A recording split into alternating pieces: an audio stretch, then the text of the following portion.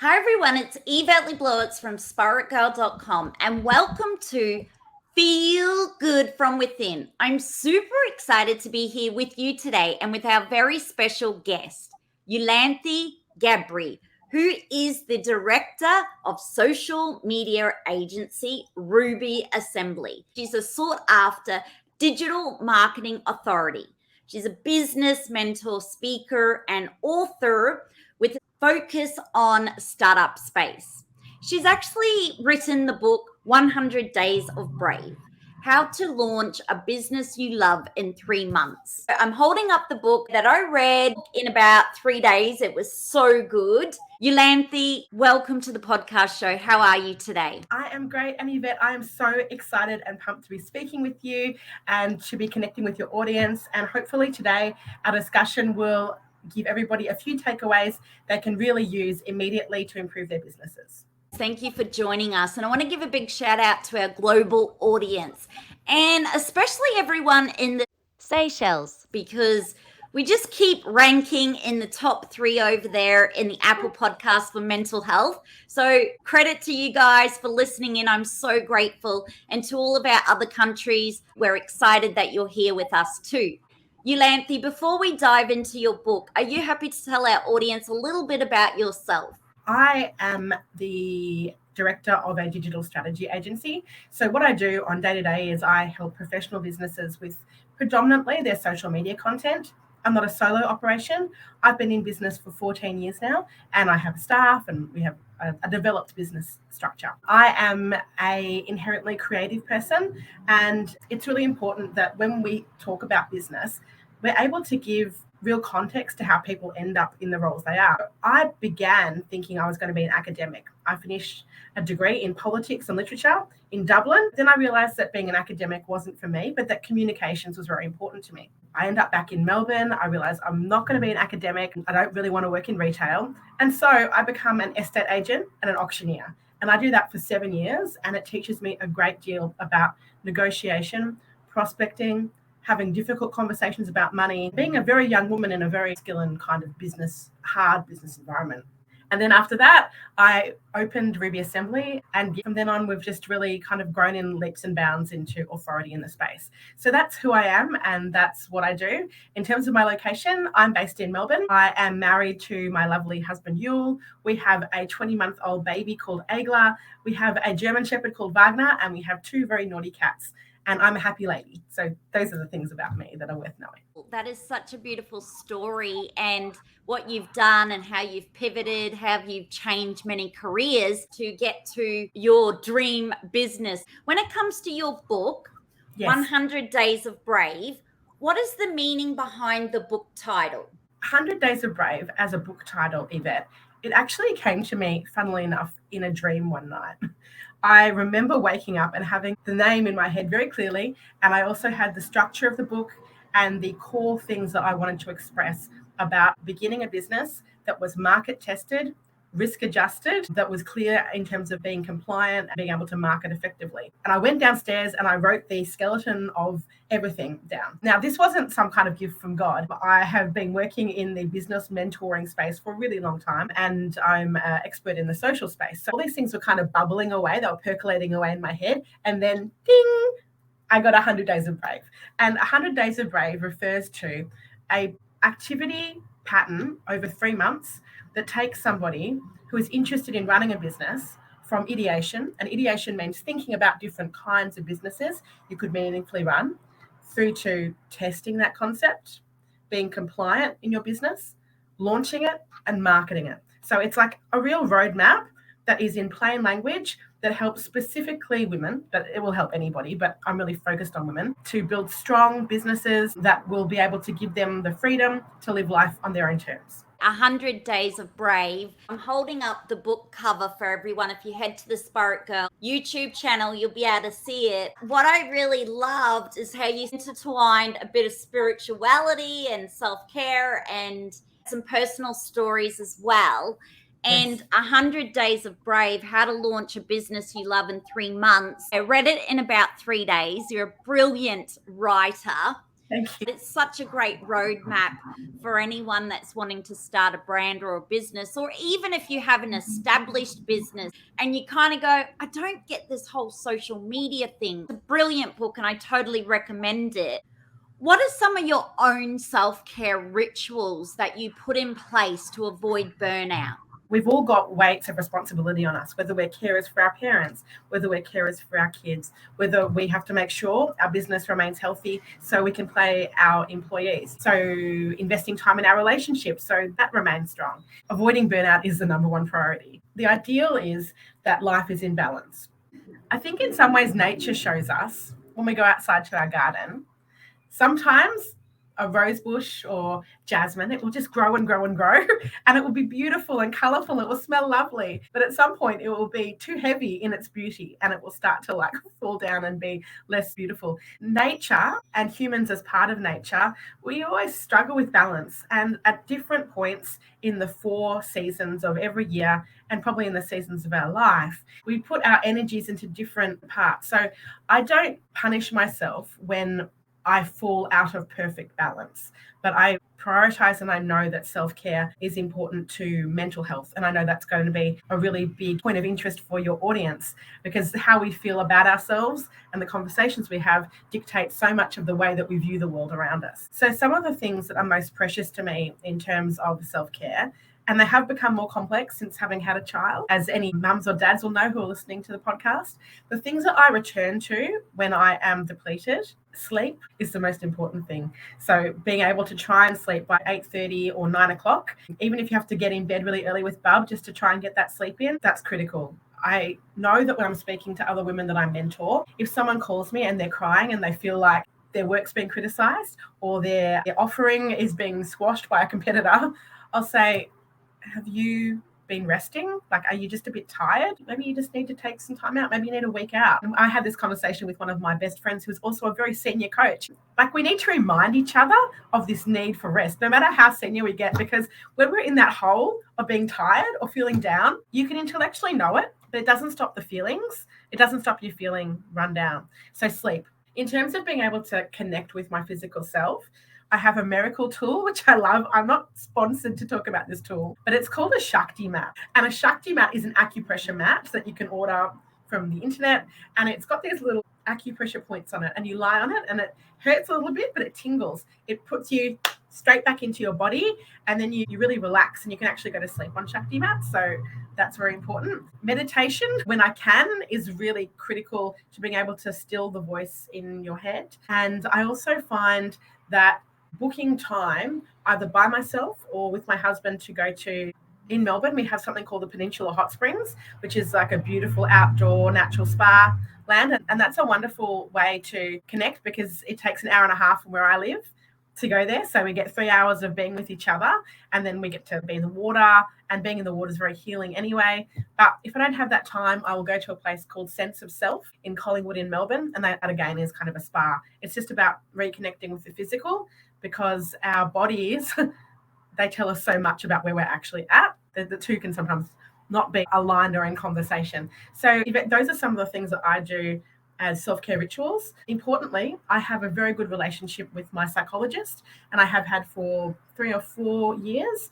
And I don't use her services all the time, but I certainly know that once in a while, it's really good to check in and see what's going on down in the basement. So that is also a very important part of my self-care ritual.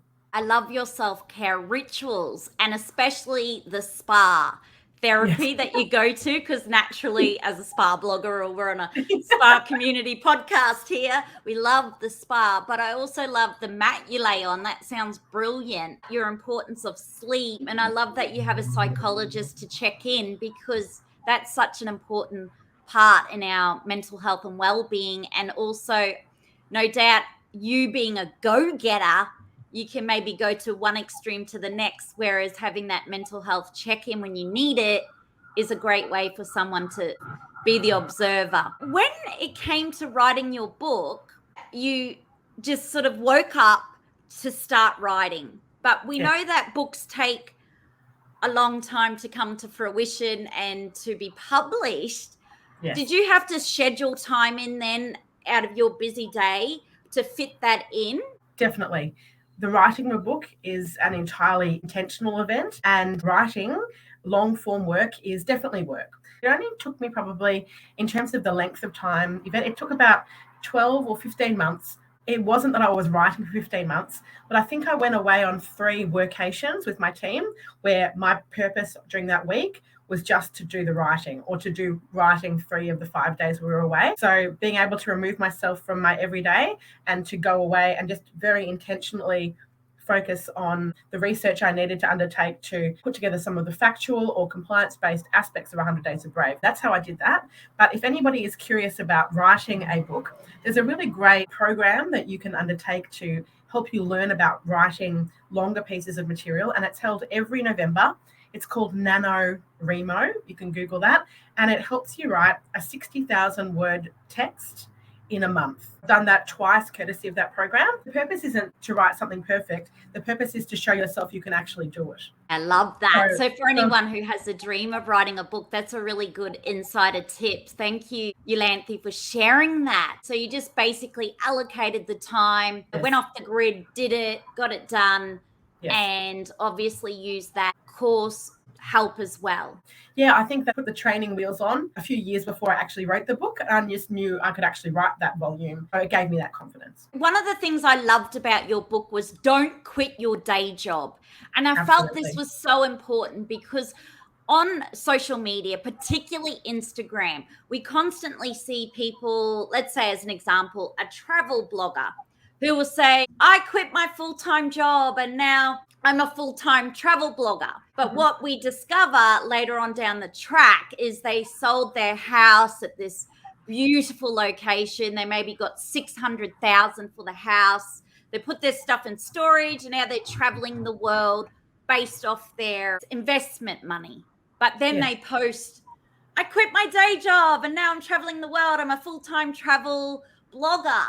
And I read a book once by Elizabeth Gilbert, and it was harsh, her words of wisdom, but it was literally don't quit your day job. And she talks about as a creative, how many times she wrote previous books before she became a bestseller, and how it's important to do your creative thing, but also have that solid income stream coming in while you're working on your dream. And I loved how you reiterated that, because I only spoke to someone the other week who decided, oh, I've got 135,000 TikTok followers. Oh my goodness, I'm quitting my job. I'm going to become a full-time TikToker without a business plan. In your experience, what would you recommend for someone who's listening in and goes, wow, I'm starting to get a following. I've just got a couple of sales coming in or a couple of jobs. I'm quitting. I'm done. I think that you identified that Instagram sells a whole lot of fantasy and a whole lot of skinny tea, right? It sells a whole lot of fantasy. And the reason why it's important to have multiple income streams when you're building any business, whether that is as an influencer or a travel blogger or a baker or, you know, whatever it is that you might be beginning as your startup, is because A, you need money to live on, but B, by having money to rely on, you're going to be able to make more considered, less pressured decisions within your new business. When we're feeling really poor, we're more likely to make poor decisions about collaboration. You might end up collaborating with a brand that does not actually speak to your values or the values of your audience. You might end up selling your services for rates that are far too cheap and actually doing yourself a disservice. When you're doing business from a place of desperation, the outcomes tend not to be that premium, and you end up needing to correct them down the line. So I've mentored a number of women who have left corporate jobs. They've had really big payouts and they're like, well, I've got this big payout. I'm going to begin a career as a coach. Now, they all are really clever ladies with a ton of smarts to share. They might not have run businesses before ever though, and they may not have worked out who their vertical is, who their customer is in terms of their coaching audience. And they'll burn through that $200,000 or $300,000 in 18 months. And they won't have had that, in a way, pressure to make the business viable. And the businesses are often fail, in my experience. Whereas if you keep that money as a nest egg and perhaps spend it on your marketing and your photography and your web development, but you keep an income stream, it allows you to make better decisions and it really prepares you for doing the things that are boring but important in terms of compliance for your business, like accounting, like tax, like consulting a lawyer when you have to at the start of your business. All those things are powered by having other income streams. When I first began Ruby Assembly, I was working 5 jobs. Now that sounds intense, right? But I was 26 or 27 at that time. I was working 4 days a week as a BDM for a real estate brand. I was working as a Saturday receptionist for another real estate brand. I was selling Intimo bras, which is kind of like Tupperware for bras. So I was driving around on the weekends and doing that. And I was running Ruby Assembly, which is the copywriting business as it was then. That additional income allowed me to then go full time with Ruby Assembly within a year. But if I hadn't had that income, my decision making would not have been as strong, I'd say. And I love that clear message in your book, which is really reassuring because it takes the pressure off people who see everybody saying, do this masterclass, and all of a sudden you'll make a whole lot of money. And for someone who's been a creative pre-Facebook, back in blogosphere, I knew very quickly if you were just to quit your job, you wouldn't eat, you'd be homeless. Yes. Because back then, even trying to get any commissioned writing job was competitive. Back in those days, they didn't even give bloggers free products. I mean, you'd have to write for free for 6 years to be even considered as a real deal by some magazines or brands. And we've gone so far the opposite way now, where it's just like, can look good and get a business from that. We know that through your book, you talk about things that you need to have structured first. You talk about your own personal story with taxation. Mm-hmm. You talk about your own personal stories about how getting lawyers involved is a really good thing, about IP, getting your IP in place. Also, you talk about things like overcoming rejection. So important. I have a saying which was, every no was my yes. Mm-hmm. So I really had a passion of wanting to help people to feel good from within, either by visiting the spa or practicing self-care. It wasn't mainstream, of course. I do believe if you align with your values, your purpose, your intention, and it's bigger than you, it does help you to keep on path. What are you finding coming up more and more for your entrepreneurs, business owners, when it comes to overcoming rejection, which is a really hard thing? When you got a great idea and someone goes, oh, that won't work. I think in the businesses that Ruby Assembly work with and in the women often that I mentor, the issue is never that the business concept itself is poor or unappealing. It's very rarely that there's a essential fault with the concept. The biggest challenge to business owners is prospecting, because on the flip side of prospecting, which many people feel is a dirty word, prospecting, for those who don't understand what that word means, it just means active outreach to people who don't know a thing about you, so you can introduce them to your business and educate them about what you do. Because on the flip side of that outreach is someone saying, oh no, I don't want that. And for some people, hearing that, oh no, they hear that. You know how, Yvette, you say that you hear that as a form of yes? It's actually path correcting you towards somebody who will want your service, right? That's a learned skill. And initially, when people experience that rejection, they can feel like the rejection of their business concept is the rejection of themselves. And also in Australia, we have a culture that can be really disrespectful towards cold calling and sales more generally. Now, bad sales is always bad sales, right? We don't like bad sales. Nobody likes it. It's not good. But not all sales are bad and not all offerings of skill are bad. So sometimes we're worried that the rejection of our prospecting means that we're somehow less than, or that we're doing something that's kind of dirty or not fitting our station based on our own sense of education or our own like social class. The prospecting is the big thing. In terms of overcoming it, the book really provides, as you will probably remember, a very step-by-step. It works a dream. It's a way of introducing people to your business or your brand with about 4 or 5 steps that makes your ultimate introduction to them much softer. So it takes them from being totally cold to actually being kind of warm about your business. And I find that for a lot of people, that makes the whole thing a lot easier. I would suggest that ultimately prospecting has to do with relentlessness, and that relentlessness eventually allows us to move to that space where you're at, where you hear a no as more of a yes. I was really in some ways straight into the fry pan when I learned my lessons about rejection, because I learned them when I was a real estate agent. Now, everybody hates estate agents, right? And so I spent, I think, the first 6 months of my role cold calling people. I came to feel that when I was speaking to somebody, they were lucky to be getting a call from me because I was actually giving them service. I was giving them my time.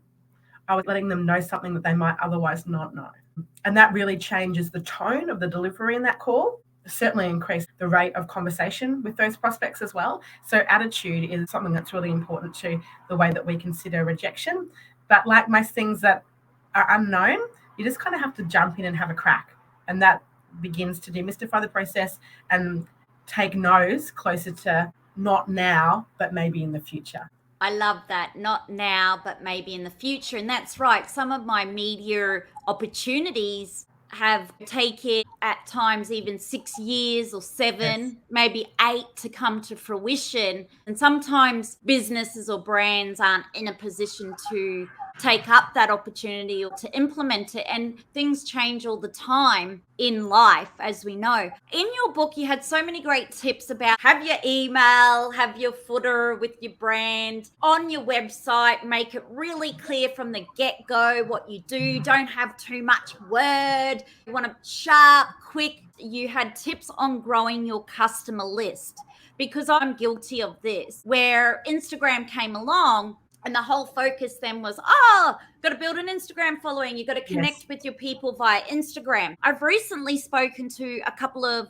skincare brands in Australia, very predominant brands, who sadly have had their Instagram accounts hacked. So didn't have access to their Instagram. Now, thankfully, they were clever entrepreneurs who were building a very robust mailing list, an email mailing list, so they could communicate to their clients and their customers about what had happened. It shone a light, especially for me. Everybody sign up to my mailing list at SPAITGIRL.com, YvetteLeeBlowitz.com, because it really shone a light on me how important it is now that we start the process of converting our community online, say Instagram, whatever, TikTok, Facebook, back to getting those email addresses and being able to connect one-on-one. Because if all of this falls over, you get hacked, then what? How important is this, Yolanthe, for a small business starting up?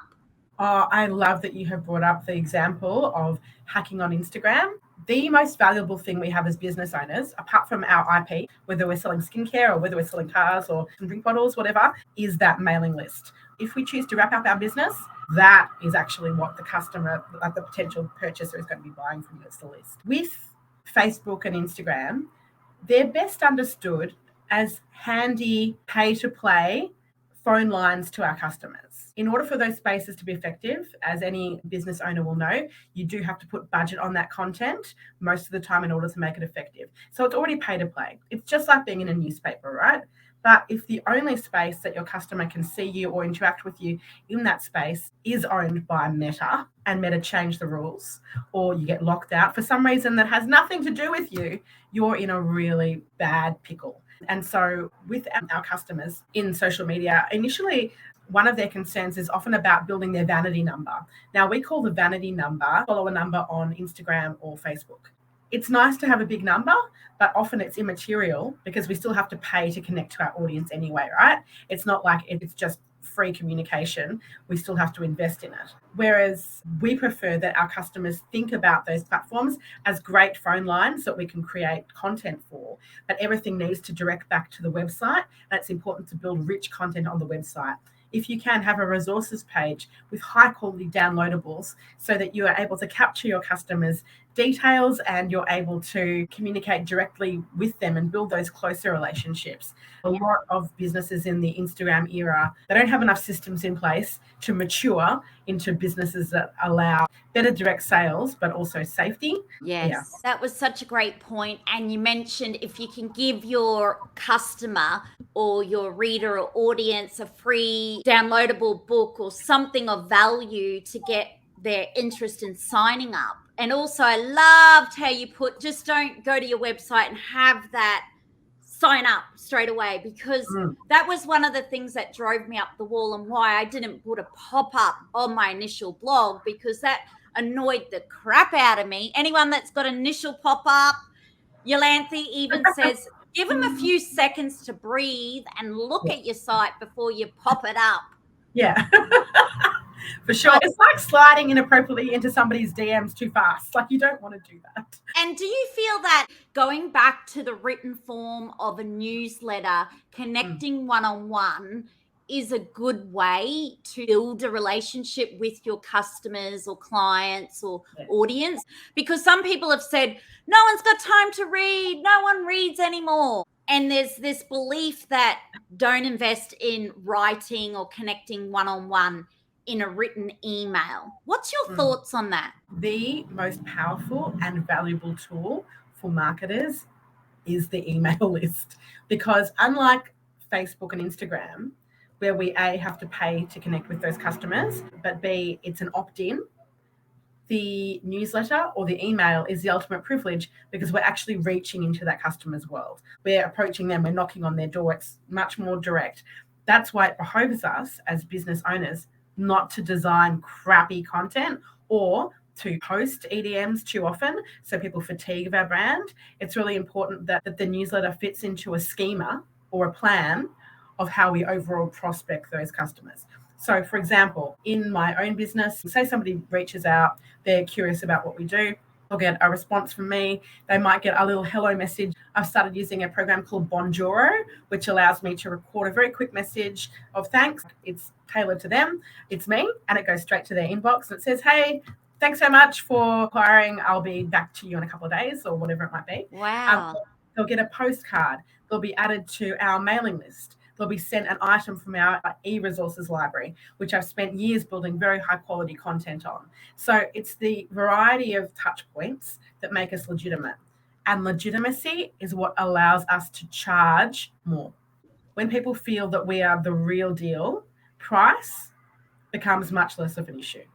And building resources that can benefit them in whatever your business is. So if you are selling skincare, then even teaching them about skin, absolutely, or even self-care rituals. You've got to give more than you get, in a sense where it has to be of value to them. It's not all about you selling. My ethos as a business owner, but even the way that we approach delivering social for our clients, is we do 50% focused on the client in terms of expressing what they do, their values, testimonials, etc. But 50% is what we call cultural content. And that's the content that's about the customer. Because, we're bombarded with messaging. Depending on the sales cycle of your business, like, for example, in real estate, the sales cycle is 7 years. That's a lot of communication in between drinks, right? As if it was skincare care, it might be every 3 months somebody's looking at a new product, something different. But we still have to fill that period of time with meaningful communication that's not just about selling. It should be about respect for the brand. And that's where brand ambassadors, either the owners of the business, need to step up, or they can, depending on the size of the business, they can engage an ambassador or a character. But it needs to be about them, and it's important with our resource library, if you choose to design one, that you're answering a genuine question. It's not like you're hiding any information. If you say you're going to tell somebody how to deal with a particular kind of dermatitis naturally, you need to deliver that in the book. You can't say, book a consultation with me and I'll tell you the last 2 bits of that. You need to actually do what you say you're going to do. That builds trust. And the quick sale is not always the good one. Sometimes people need to be educated about a high cost product, or they need to be educated about a new brand, and that can take a little while. And that's okay. Yeah, exactly. And I find even now, after being in the creative space, I've lost track of the years now, there are still people just discovering, who is this girl? It takes time. There's this belief that everything goes viral now and everything happens instantly.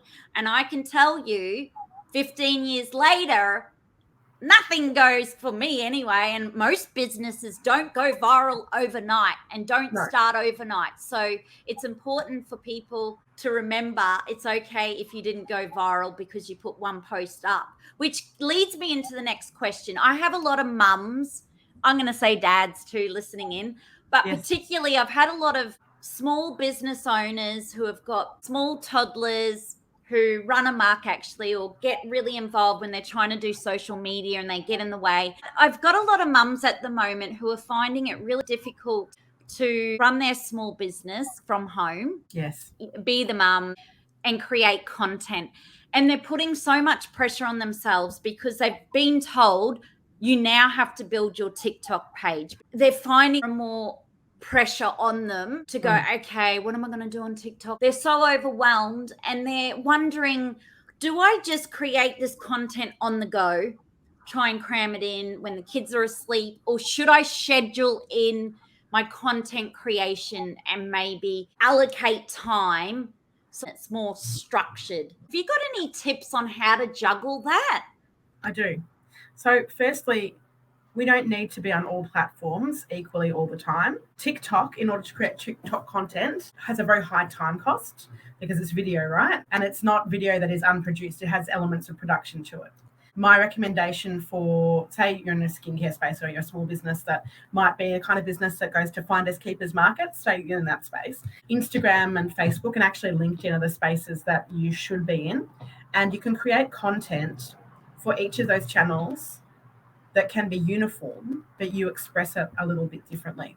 Now, in the book, I go into greater detail about that. Yes. I'm not hiding that from anybody. There's a lot of detail to it. In general, you need to think about your social content design in the same way as you think about if you're picking and packing product. So you need time to do that. That is not just fitted in between stuff. There needs to be strategy around it. If you're saying, okay, I'm going to do 4 pieces of content for my brand a week, you might do that on a Monday or a Tuesday. Half of it can be focused on your business, your offering, your product, skills, or testimonials. Half of it can be focused on your customers' interests, their needs, reflecting and referring to them. You can use a scheduler. Some of our favorite schedulers include Sched Social. That is an Australian-based piece of software that's superior. It allows you to post on all platforms. We use it predominantly for Instagram, but it's really good. We also choose to post mostly through Facebook Business in advance. You do need to set aside time for it, though. It is as important an aspect of your business as other fundamentals like responding to customers. If you do not market your business, it will die. I want to talk about partner privilege here, because sometimes when I'm meeting with women in business, they express this sense of overwhelm because they're waking at night with their baby and they're doing the drop off, or their baby's with them during the day, and they're doing the food and they're trying to keep the wheels on in the house and they're trying to grow a business. You can't do everything at once. And partner privilege trigger, if there is a partner in the space, you may need to have a conversation with them about prioritizing your business time so that you can do a proper job here. That is, I guess, the elephant in the room with some of the stuff with women. Able to get your child into childcare for 1 day a week so you can work on your business unfettered. It doesn't matter if it's break even, ladies. I'm speaking to women here. Your little one will be in childcare at cost for 4 or 5 years, right? And you may say that, okay, I'm paying $120 a day and I'm earning $120 a week on product. In that period of 5 years, you can actually build your business starting from zero. So it doesn't matter if your investment in your business is zero sum in some ways, because as we said, we're not quitting our day jobs. We might be mumming full-time or dadding full-time, or we might have a part-time job, but it's okay if the cost of the care equals the investment in time. Trying to do both parenting and small business development or marketing, which takes thought, is very, very challenging. Yes, and I can resonate with this. So as a writer, a creative, I can't write or concentrate even if I have family here. It puts me off. I'm not in the correct headspace. So for me as a creative, I actually go quite introvert. And people go, what do you mean you're an introvert? So I resonated with you about your book, how you went off and wrote the book and nutted that out, and you didn't have your little one right beside you trying to write the book. And I know some people can do that, but I guess it's figuring out what space you need as a person to be that creative or to work on your business. So I love your tips and insights. In your book, what I really loved is you have a Facebook group that you offer up for the readers, which you can actually join for free. Yes. What inspired you to want to create a Facebook group as part of your book? So 100 Days of Brave is a very active book in that it has a time frame in mind, which you don't have to complete, but it is achievable in that time frame. And in that way, it's like a bit of a project. It's a bit like a reading club in some ways, but a reading club of business development. And there are a number of market testing activities we need to do when we're thinking about beginning a business that require feedback from peers. And that needs to be done in a safe space. There's nothing that gives me more chills than somebody hopping on LinkedIn with 20 versions of their logo from Fiverr, and they're getting randoms to give them feedback on their assets. And not only is that potentially dangerous for your IP, for your product, telling everybody about it before you've launched it, not everybody's opinions are valid. So I wanted a space that was a bit safer, a bit more private, that me and my team will be facilitating. We're going to be facilitating 2 rounds of 100 Days of Brave a year, and we're designing content for that. And we're actually going to be, our focus for early 2023 is actually going to be an in-person workshop, really like kind of a really large team environment. The group is to create a safe space that facilitates meaningful conversation. That's not all like rah-rah. It's not sales oriented. It's actually about structure and making sure that we're getting it right. I love that. And thank you for sharing more about that. And whether you're a startup with a part-time hustle, or you're diving straight into your new full-time business, whether you've just had a blog pre-Facebook and you're like, what? Your book is so easy to read, so practical. It is full of tips from copywriting matters, logo love, tell me about your business. There is so much in here, clarifying your offering. And I've got to say, for all of our light workers who are tuning in, I know that one of the things you hate to do is put a cost on your service. You just want to help. I know you, I feel you, I am you. You just want to help people because you're so generous. But I just love how Yolanthe shares some hacks, some tips to really help you be rewarded for your expertise, your skill, your passion, your love. What is your hope for your Newfound book readers? Yvette, the pace of interaction with the book is just kind of delightfully really flourishing. So it's wonderful to see that there is a community that is developing around this process. What I would love to see, women who are able to attribute fundamental changes for the better in their established business practice, or brand new businesses that grow slowly, steadily, and functionally, giving those women the chance to live lives on their own terms, flexibly. I think that being a woman who can earn money off her own bat, off her own concept in business, is one of the most feminist acts possible. It's so empowering. One of the reasons that women stay in relationships that they shouldn't is because they're financially disadvantaged. If we can prioritize building things that are our own and forgetting about wanting to join huge businesses that are run by the patriarchy, that don't take into account how 24/7 the cycle of a woman's life is. We take care of our parents, we take care of our friends, we take care of our kids and our animals, we take care of our bodies, we take care of our customers. It's not a stopping thing, and it doesn't just exist between 9 and 5. It's really important that more women are able to carve their own way forward and have the resources to make decisions that benefit them. And it's not always about having the most money, but it could be about having the most time. There's so many things that add value, but my book, on one hand, it tells you how to run a business, sure. But on the other hand, I think it's profoundly a feminist manifesto about giving women the key to move forward and do things their way. I love your hope for your Newfound book readers, Yolanthe Gabrie. That is just so beautiful. And I've got to say, I'm so grateful that I stumbled across your book in Sydney. It was a full gondola end. Was it? Oh. Don't worry, I got you a video because this is part of the SPAITGIRL book club, 100 Days of Brave, how to launch a business you love in 3 months. I don't normally pick up books to do with business. Mind you, I should. I've got a podcast show and a blog, but I'm honestly never really interested in it as a creative. But I learned so much. I've got to put so many things in place. This is one of my all-time favorite books and so incredibly written. I can see why you have a copyright business You're such a good writer. Thank and you. I just can't wait for everyone to grab a copy of it. Now, how can we stay in touch with you after this podcast show? I think that the best way to stay in touch with the book and the Facebook group, everybody is, of course, welcome to join that Facebook group. Yeah, just look up 100 Days of Brave, and on Instagram at 100, as in the letters, 100daysofbrave.com. There is also a playbook that I think many of the readers will probably find useful. It is a beautifully designed ebook download that allows you to kind of get the most out of the activities that are planned throughout the book that I'm finding a lot of people are getting some benefit from. So that will probably enhance your experience. But I don't know about you, but I really like to listen to music when I work. So another way of getting into the 100 Days of Brave vibe would be perhaps following our playlist on Spotify. It's just 100 Days of Brave. It's a sweet vibe, and it will keep you motivated while you're working through your 3 trimesters of business development. So those are probably the best ways to stay in touch with the project. Thank you so much, lolanthe Gabrie. What you're doing to help women, particularly to become their own entrepreneur, to become financially viable and keeping it practical, is really what's needed. I've got goosebumps. It's a goosebump moment.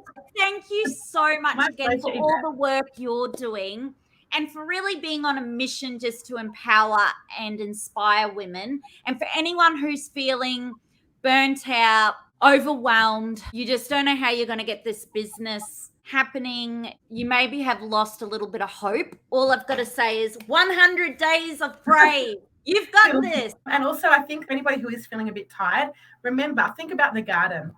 Nothing in nature blooms eternally, and neither do you. When we're feeling tired, it's just because we need a bit of a break. It doesn't mean your business concept is bad, that one rejection means that your concept's not good. Have a break, return in a week, do the steps, show up, you'll probably be okay.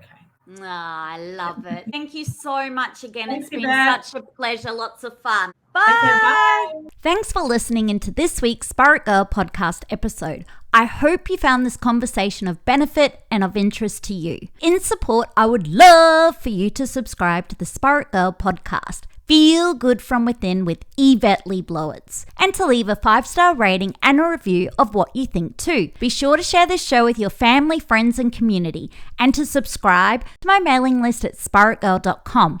And to follow Spirit Girl or Yvette Blowitz on any social media app. And together, let's feel good from within.